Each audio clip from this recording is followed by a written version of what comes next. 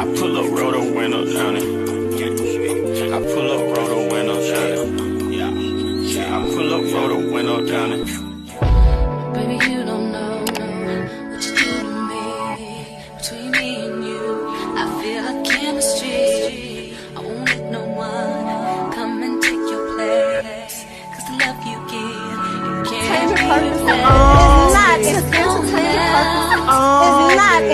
in the case of anybody. That's why I spend my life. Hi, hotties, kettles, tea stirs. You're here for hot tea. All commentary is alleged, and in my opinion, this is for entertainment purposes only. Let me go ahead and give y'all the heads up. I'm a little stuffy, so that's why my voice sounds the way that it does. Love and Marriage Huntsville comes back on September the 16th, I believe, and they've been dropping some clips, some sneak peeks on what's to expect, and of course, we expect nothing other than these men to embarrass and shame their wives. Now, in this video, I put together some clips that we are going to talk about in a live, but I put together some clips in this video so y'all can watch them because Kimmy always contradicts herself, and I think it's literally hilarious. She tries to act like she has all this shit together and she knows how to, handle this and handle that.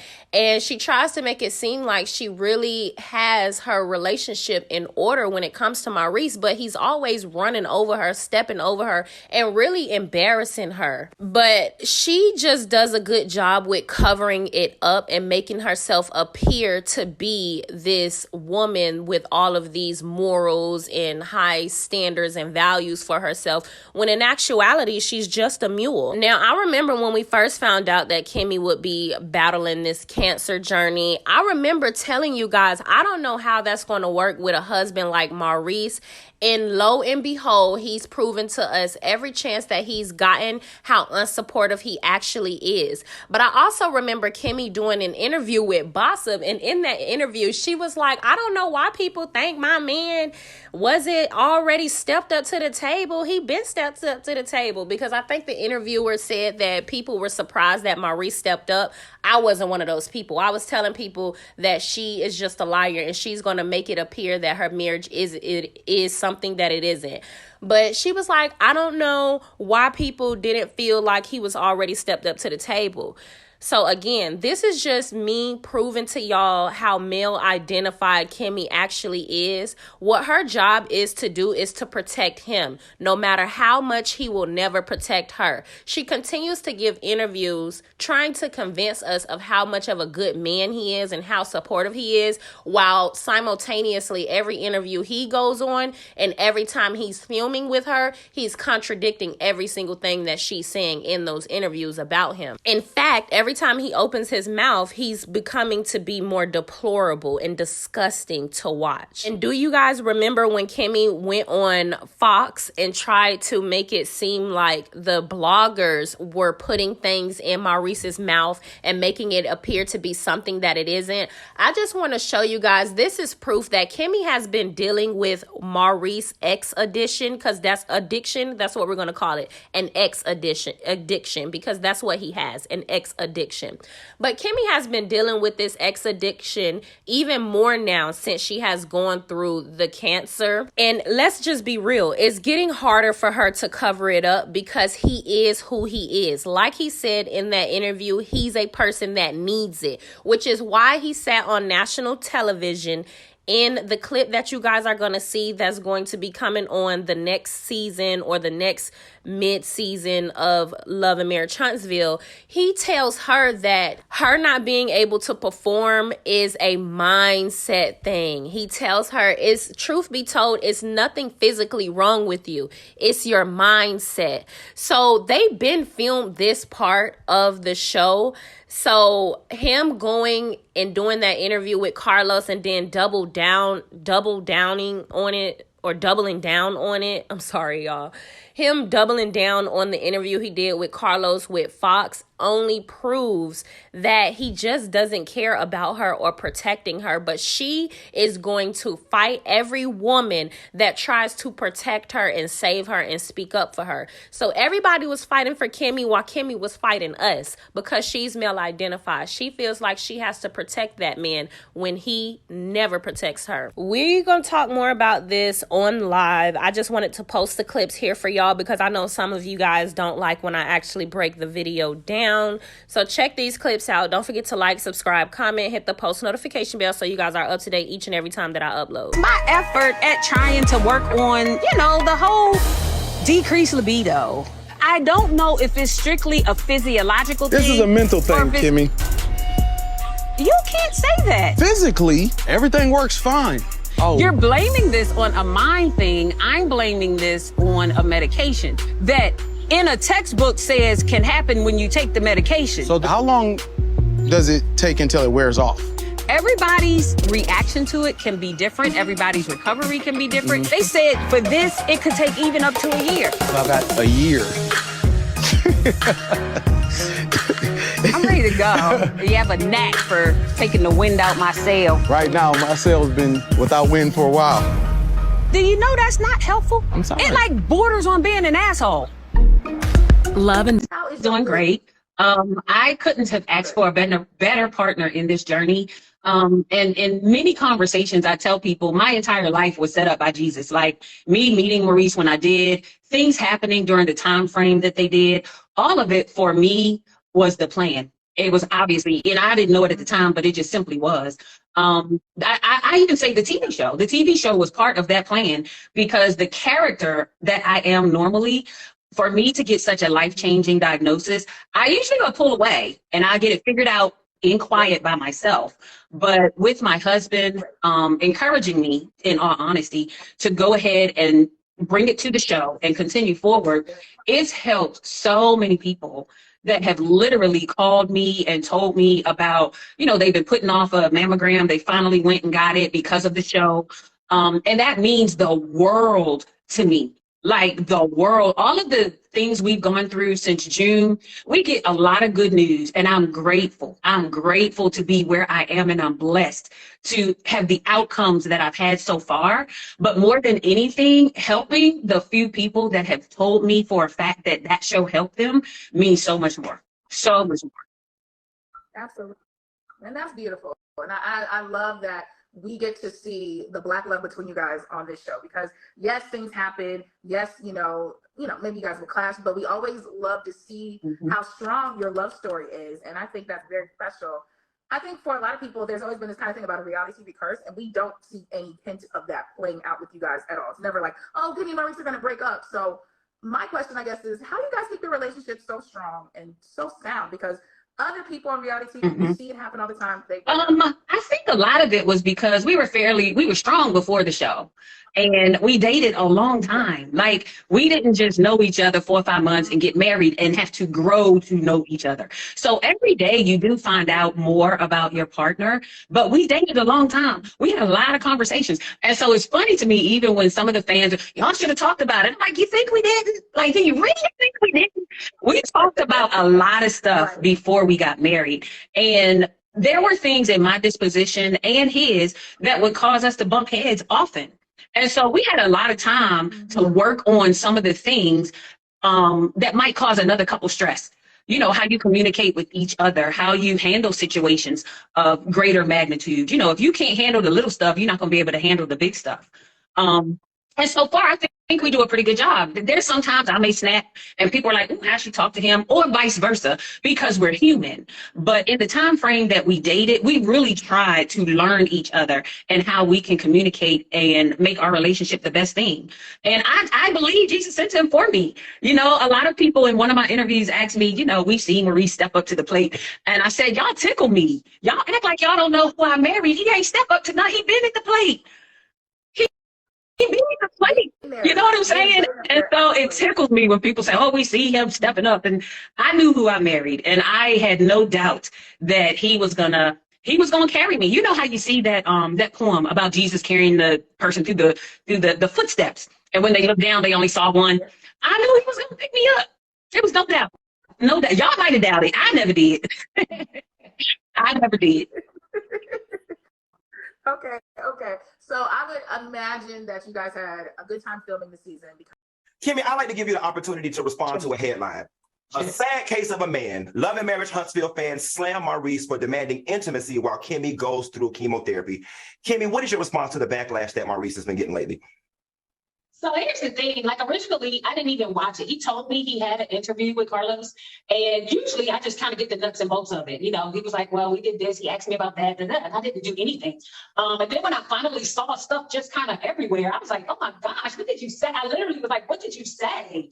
And so one of the comments somebody keeps screenshotting around is the fact that I said, let me go see the interview. And people were like, I don't believe she hasn't seen it. And I just got life, like we got stuff. So when I actually did see it, I told him, I said, that was disrespectful. Like the words that you chose were cruel to me. It wasn't protecting me. The irony of the conversation in itself was that if you actually watch the show, I'm the one who initiated the conversation in regards to the fact that the chemo has affected my libido. And I know that affects him and his sexual injuries. So he has never forced me to do one single thing. He has never made me. He has never implied he was going to leave me. So the headlines, in order to get likes and tags, I absolutely get it. But the words that he chose to use throughout that interview, I felt were a bad choice of words in regards to me, because it didn't protect me in the words that he chose to use to describe. Like, I think he said, bend over and take it. That's like ridiculous. Like, that's ridiculous. And I told him, I said, that was awful. The wording choice was awful. You know, I want to jump in and say something real quick. I was horrified too with some of the language. And I spoke about having a situation where it was the reverse. I had a man that had some issues. I want to ask both of you, Kimmy, I want to ask you first, do you feel the pressure? Like if I don't satisfy my man, even when I don't feel good, am I nervous? Do I feel a way about the future of my marriage? And Maurice, if you could take back what you said, would you rephrase it or do you stand on exactly what you said? So for me, like I said, we filmed it and everything. For Kimmy, I never felt like he was going to leave me. That wasn't the case whatsoever. However, even before our chemo issue came up, we already had conversation about our sex life. We talked about our sex life before we got married. So this is like an honest statement. In Kimmy's world, I had made up in my head 7 days was the limit. Like I would never make my husband go more than 7 days. I don't care if we're angry. I don't care what's going on. That was always Kimmy's rule in her head. And so in this case, we went about 2 weeks and I was like, ugh. So it was my choice because I know that that's fulfilling for both of us. It's fulfilling for both of us. Like at the end of the day, he's not the only one missing out. I'm missing out because I don't have the same climax. I don't have the same arousal. You know what I'm saying? So I never had that conversation based on the fact that I thought he was going to leave. I know I love my husband and that is a big part of our world. I don't physically hurt. It doesn't hurt me to have sex. It doesn't do that whatsoever. It was just the arousal of the moment in the climax that is very different for me. So I'm just not getting the same fulfillment out of the sexual activity that he was. We got it. So let's get Maurice in here. Maurice, do you think it was selfish for you to force your wife to suffer through it while she was fighting for her life? Your words. Your words. Now, those are my words. And I'm going to own the words that I say. However, you have to take everything into full context. I didn't have knowledge of her suffering. I didn't have knowledge of her rolling over and giving it to me when she didn't want to, right? Or didn't feel the need to. At the end of the day, this is the thing. She surprised the hell out of me on television, talking about, you know what? I'm not getting it. I'm faking it. All that stuff. Like, listen, it's on national TV. So I'm like, oh, really? So you're faking it. This whole time I'm thinking that you're doing it. And it puts everything into context when you watch the television show and then you actually see the interview. Because for me to find out that she's faking it, and then for me to analyze the situation and say, it's admirable for her to do this because, number one, most people that do things for you let you know that they're doing it for you. They don't let you find out later on, oh, wow, you were actually hurting or you were going through something and you were sharing that and you were doing it for me. So, of course, I would change my words and give better context in any type of interview. However, I still think that you don't do it. You don't think it was a little cringy to even want to have sex with her while she was going through that? And I ask that because typically if somebody's not feeling well, we don't make them cook. We don't make them wash the dishes. We may not make them take the kids to school. And all of those things are oftentimes considered a wife's duty. You didn't think it would be all right for her to forego that one duty while she was going through this? See, this is the thing. We weren't doing it on the day she was feeling good. Unless I didn't know that either. Interesting. So can you I asked you earlier, would you rephrase anything that you said? Because it seemed your wife just revealed that it was your words, right? And how you said things, bend over and take it. I've done this many times. I've said stuff and it's like, I wish I would have said it like this. Would you rephrase anything? Would you do over, or are you like, no, I meant it exactly? Definitely. Anytime my wife feels like she's not protected by whatever I do, that's my job. That's why God gave her to me, is to make sure that I have a covering and protection over her at all times. And if she feels like my words are crass, then I'll change my words. I'm not one of those people that say, man, I said what I said. Now, mind you, that's a great quote and everything else that goes around social media. I said what I said. I don't even know where that came from. But Candy. I'm not one of those people. It came from Candy on the Housewives of Atlanta. She said it on one of the reels. But I'm not one of them. I said what I said. I said what I said. Hold on. Let me say it better the next time. So I know y'all probably been through this, and we know Martell and Melody have gone through this. The fans have been voicing their opinion about Maurice's remarks, and many of them are saying, Kimmy should leave the relationship. Obviously, you're not going nowhere. But has all this scatterbutt from the fans affected you guys' relationship in any way? I actually really don't care what people say that love me. Like, they love me one day, they hate me the next. I don't really care what Kimmy says. If Kimmy says it offends her, guess what? I'll be changing. If Monster says it offends him, Jalen, any of the kids, guess what? I'll change. But I think it's a moment in time being on, television that we have to take a lot of comments, whether we agree, don't agree. I usually take most of them with a grain of salt most of the time. However, I think, some of our fans to me just go overboard, like really for real. But in general, I felt like a lot of them were warranted, that the communication, it was crass. I mean, it was crass and, non-protecting, disrespectful. A lot of those comments were on point. And I got to say this as the woman here, and I'm sorry, I know you haven't had a chance to say anything. I still haven't heard him rephrase it in a kinder way right here on the show. I've been trying to give you the opportunity because I feel like your wife is protecting you more than you're protecting her. I feel like she's protecting your rep, and I'm like, Kimmy, I should have said it like this. I'm sorry. And it's like, I feel so bad for her. I can't imagine going through what she's going through, you saying that, and then me asking you twice if you would rephrase it, and you said, yeah, but you really haven't. It seemed like it's more about you than her still, in my opinion. It's just my opinion, and you can tell me shut the fuck up if you want to. It's just my opinion, I understand where you're coming from. And what I said is, you got to get it in the context. I'm not going to rephrase. You said, would I rephrase it? Yes, I would rephrase it. But at the end of the day, we're talking about this because I've already said something, right? There's no taking it back. There's no ringing that bell. That bell's rung. That's why we're here. In the future, what I will do is I'll make sure that my wife feels protected.